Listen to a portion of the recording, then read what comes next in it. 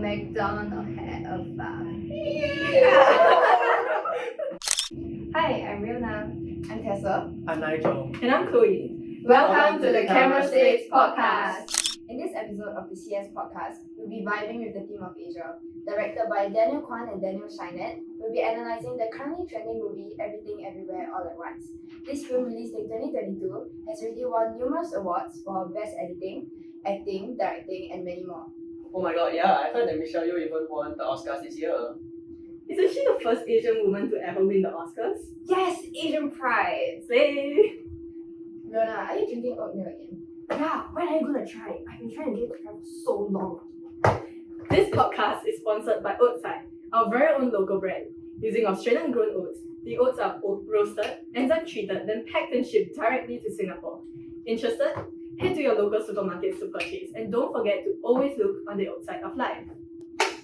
Everything Everywhere All at Once, or ERO, is a science fiction action film that uses the concept of the multiverse and how everything is interrelated. The plot centers around Evelyn, who owns a laundromat business with her husband Wayman. They have a daughter Joy, who is revealed as the antagonist Joe Tsubaki, earlier in the film. Just for some context, in another dimension called Alphaverse, Alpha Evelyn conducts experiments on Joy and pushes her too far, causing all versions of Joy to combine to form Joe Tsubaki.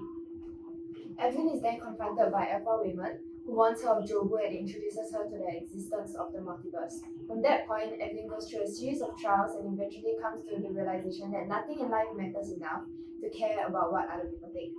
In the next segment, we'll be analysing the film techniques used in the film, mainly mise-en-scène. So let's start off by analysing the opening scene. There's a lot to analyse in the first scene alone, specifically mise-en-scène and cinematography. But we'll only be focusing on mise-en-scène today, so let's cut to the chase. The shot starts off with the camera pointing directly at a small round mirror on a messy table that reflects the entire family, Wayman, Joy, and Evelyn. In this particular scene, the directors made very well use of props. The motif of circles throughout the film is already very apparent from the beginning. After zooming into the mirror, the shot holds there for a while, allowing us to see that besides the mirror, there's a few other round objects.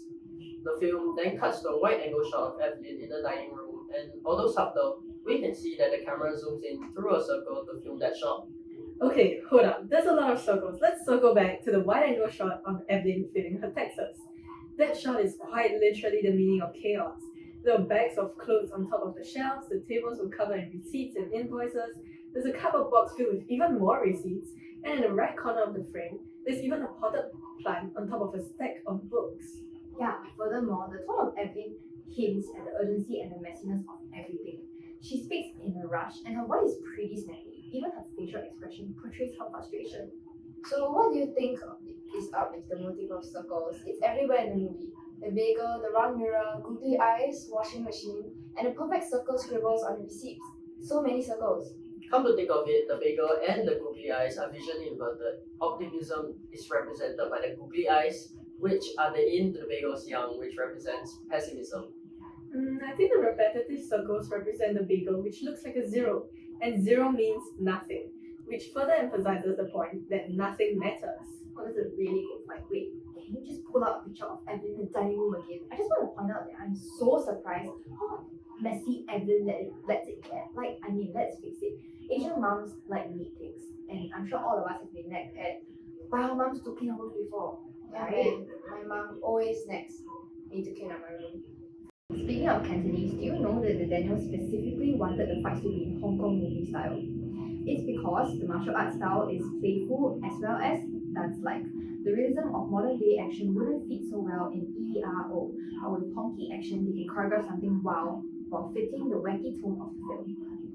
Moving on, let's look at the bagel universe. It's the scene where we finally see the bagel close up. The set is all white, and from the way Jobu and her followers are dressed, we pretty much get cult leaders meet sci-fi vibes. For this particular scene, we're going to delve into makeup and costume aspects. Both the makeup and costume department work closely hand in hand to create a celestial goddess look for Jobu. Since everything was white including Jobu's costume, the makeup team did a really good job ensuring that there's enough contrast so we can still see her clearly. They made her hair bagel shape, and her makeup was done with white paint around her eye as well. It didn't feel like there were too many white elements going on, and everything was well balanced. Yeah, I agree. It's really impressive. I must say, when I took a closer look at Jowo's costume, the materials used to create this look had many different textures.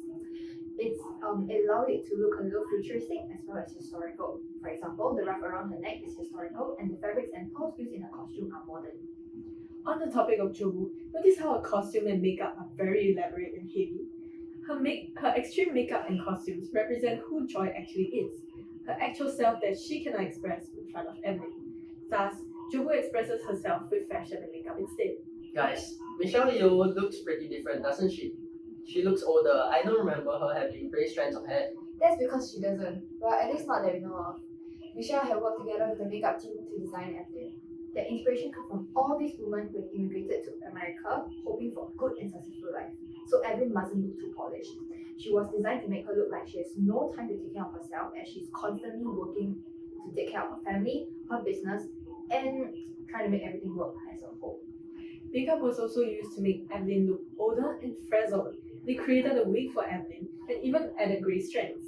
This emphasizes that Evelyn's life isn't glamorous, but chaotic, and she has no time for herself. So, what does the movie mean to you?